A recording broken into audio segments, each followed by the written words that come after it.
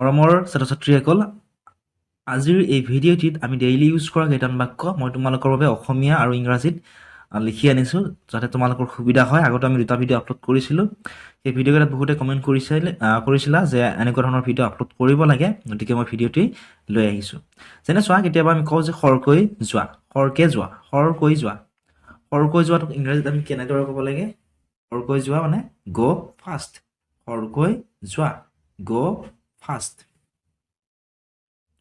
Next কেতিয়াবা আমি এইটো বাক্য ক'ব যে মোক ক'বলৈ দিয়া, মোক ক'বলৈ দিয়া। ইংৰাজীত কি হ'ব? লেট মি টক। মোক ক'বলৈ দিয়া, লেট মি টক। নেক্সট বাক্যটি চোৱা, আমাৰ কেতিয়াবা কি হয়, কেতিয়াবা বাছত গ'লে বা গাড়ীত গ'লে আমাৰ বমি বমি লাগে, গতিকে মোৰ বমি বমি লাগিছে। এইটো যদি আমি ইংৰাজীত ক'ব লাগে কেনেদৰে ক'ম? আই ফিল লাইক ভমিটিং।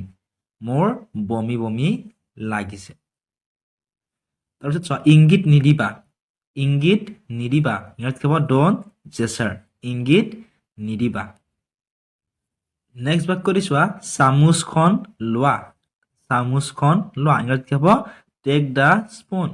চামুচখন লোৱা, টেক দ্য স্পুন। নেক্সট বাক্যটি চোৱা, গাখীৰখিনি ফাটি গ'ল। কেতিয়াবা কি হয়, আমি যদিহে গাখীৰ আনি গৰম নকৰোঁ, গাখীৰখিনি কি হয়, বিশেষকৈ গৰমৰ দিনত সোনকালে ফাটি যায়। গাখীৰখিনি ফাটি গ'ল। ইংৰাজীত কি হ'ব? The milk has curdled. The milk has curdled. গাখীৰখিনি ফাটি গ'ল। নেক্সট বাক্যটি চোৱা, মন বেয়া নকৰিবা, মন বেয়া নকৰিবা। Don't be upset. মন বেয়া নকৰিবা, ড'ন্ট বি আপছেট। তাৰপিছত চোৱা, তুমি দুখ পাইছিলা নেকি? তুমি দুখ পাইছিলা নেকি? যদি বাক্য ইংৰাজীত লিখো কি হ'ব? Did you get heart? যদিহে তোমালোকে আমাৰ এই ইউটিউব চেনেলটো ছাবস্ক্ৰাইব কৰা নাই, তেনেহ'লে চেনেলটো ছাবস্ক্ৰাইব কৰি ল'বা আৰু কাষতে থকা ঘণ্টা বুটামটো টিপি অল কৰি ল'বা। তেতিয়া মই দিয়া ভিডিঅ'ৰ নটিফিকেশ্যন তোমালোকে পোনপ্ৰথমে পাবা। তুমি দুখ পাইছিলা নেকি? Did you get heart? Next বাক্যটি হৈছে তাত নুশুবা, তাত নুশুবা। Don't sleep there. তাত নুশুবা, ড'ন্ট বা ডু নট শ্লিপ দেয়াৰ। আৰু যদিহে বাক্যটো এনেদৰে আছে যে তাত নবহিবা, তাত নবহিবাটো কেনেদৰে ক'ম? Do not sit there. তাত নবহিবা, ডু নট চিট দেয়াৰ। তাত নবহিবা। নেক্সট, লাজ নকৰিবা, লাজ নকৰিবা। ড'ন্ট ফিল ছাই। লাজ নকৰিবা। তৎক্ষণাত যোৱা, তৎক্ষণাত যোৱাটো ইংৰাজীত কি হ'ব? গ' এট ৱান্স। তৎক্ষণাত যোৱা, গ' এট ৱান্স। তাৰপিছত চোৱা, সোনকালে কৰা, সোনকালে কৰা। সোনকালে কৰাটো ইংৰাজীত কি বুলি কয়? হাৰি আপ। সোনকালে কৰা, হাৰি আপ। তোমালোকক যদিহে এইখিনিৰ পিডিএফটো লাগে, তেনেহ'লে হোৱাটছআপত মেছেজ কৰি ভিডিঅ'টোৰ স্ক্ৰীনশ্বট দি আমি তোমালোকক পিডিএফটি দি দিম, বা আমাৰ ফেচবুক বা টেলিগ্ৰাম গ্ৰুপত জইন কৰি ল'ব পৰা, লিংকসমূহ ডেছক্ৰিপশ্যনতে দি থোৱা আছে।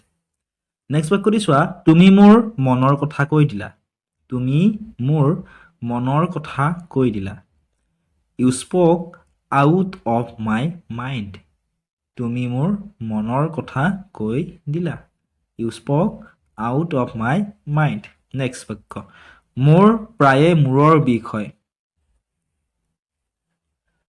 মোৰ প্ৰায়ে মূৰৰ বিষ হয়। আই অফন ছাফাৰ ফ্ৰম হেডেক। মোৰ প্ৰায়ে মূৰৰ বিষ হয়। নেক্সট বাক্যটি মন কৰা, তুমি তাইতকৈ বেছি বেয়া। You are even worse than her. তুমি তাইতকৈ বেছি বেয়া। You are even worse than her.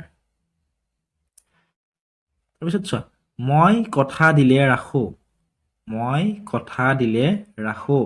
I keep my words. I keep my words. মই কথা দিলে ৰাখোঁ।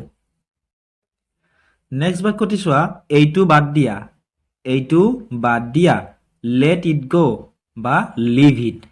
এইটো বাদ দিয়া, লেট ইট গ' বা আমি লিভ ইট লিখিব পাৰোঁ।